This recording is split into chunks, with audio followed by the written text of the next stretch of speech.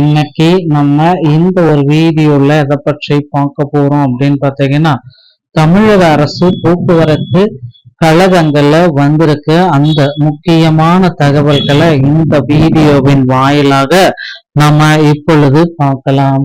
நீங்க நம்முடைய சேனலை முதல் முறையா பாக்குறீங்க அப்படின்னா மறக்காம ஒரு சப்ஸ்கிரைப் பெல்ல கிளிக் பண்ணி வச்சுக்கோங்க. டிஎன்எஸ்டிசி அப்படின்னு சொல்லக்கூடிய தமிழக அரசு போக்குவரத்து கழகத்துல பார்த்திபன் போக்குவரத்து துறை அமைச்சராக இருக்காரு. இப்போ வந்து இந்த 2026 நோட்டிபிகேஷன்ஸ் எப்பொழுது வெளியிட போறாரு, இதை பற்றின ஒரு தகவல் பார்க்கலாம். தமிழக அரசு போக்குவரத்து கழகத்துல டிசிசி 3274 நியமனங்களை தடை செய்ய என்ன உத்தரவு பிறப்பிச்சிருக்காரு பார்க்கலாம். போக்குவரத்து கழகத்துல நாளுக்கு நாள் ஒரு சில புதிய அறிவிப்புகள் நமக்கு வந்தவங்க இருக்கிறது. நீங்க போக்குவரத்து கழகங்கள்ல ஜாயின் பண்ணணும் அப்படின்னா சில பல விதிமுறைகளை பின்பற்ற வேண்டியதா இருக்குங்க. என்னென்ன விதிமுறைகளை நீங்க பின்பற்ற வேண்டும்? டிஎன்எஸ்டிசி உடைய ரூல்ஸ், டிரைவர் தனியா, கண்டக்டர் தனியா, ஓகேங்களா? இவர்களுக்கு என்னென்ன ரூல்ஸ் இருக்கு, இந்த டிசிசி நியமனங்கள் நடக்குமா இல்லையான்றத பார்க்கலாம்.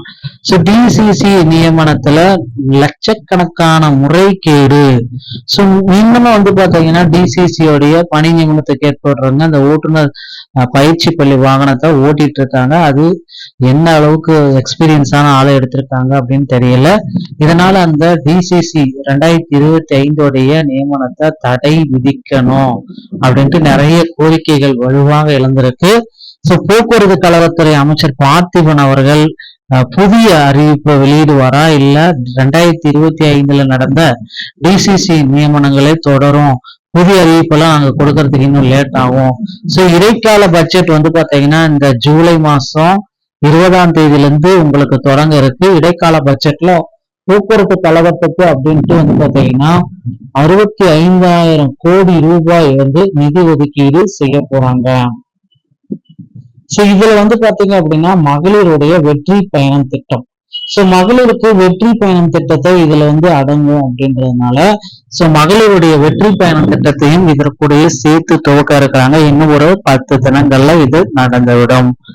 நீங்க இப்ப இருக்கிற டைம்ல போக்குவரத்து கழகத்துல அதிகாரியா மாறணும், இல்ல போக்குவரத்து கழகத்துல டிரைவர் கண்டக்டரா மாறணும் அப்படின்னா அருகாமையில் இருக்கிற ஆர்டிஓ அலுவலகத்தை அணுகி டிரைவிங் லைசன்ஸ் மற்றும் கண்டக்டர் லைசன்ஸ் எடுத்து தயாரா வச்சுக்கோங்க. ரெண்டுமே இருந்தா மட்டும்தான் உங்களால எதுக்காவது ஒண்ணுக்கு போக முடியும். ரெண்டுமே இல்லைன்னா ரெண்டுக்குமே உங்களால போக முடியாது, சரிங்களா? டிரைவிங் லைசன்ஸ் வாங்கும்போது எழுதி கண்டக்டர் லைசன்ஸ் வாங்கணும் அப்படின்னா தமிழ்நாடு திறன் மேம்பாட்டு கழகத்தில் சென்று ஃபர்ஸ்ட் எய்ட் சான்றிதழ் வாங்க, அதை எடுத்து ஆர்டிஓ ஆஃபீஸில் காட்டினீங்கன்னா உங்களுக்கு கண்டக்டர் லைசன்ஸ் வழங்கப்படும். இந்த விதிமுறைகள் அனைத்துமே வந்து பாத்தீங்கன்னா போக்குவரத்து கழகத்துல கடுமையாக கடைபிடிக்கப்படுகிறது. நீங்க இப்ப இருக்கிற டைம்ல போக்குவரத்து கழகத்துல ஜாயின் பண்ண இதெல்லாமே பயன்படுத்திக்குவாங்க. 2026 புதிய நியமனங்கள் கண்டிப்பாக இருக்கும். அதுவும் டிரைவர் கம் கண்டக்டர் வந்து வாய்ப்பில்லை. டிரைவர் தனியா கண்டக்டர் தனியா எடுக்க போறது உறுதி. நண்பர்களே, போக்குவரத்து துறை சார்பாக தகவல்களை உடனுக்குடன் தெரிஞ்சுக்க நீங்க நம்முடைய சேனலோட இணைந்திருங்கள். நன்றி, வணக்கம்.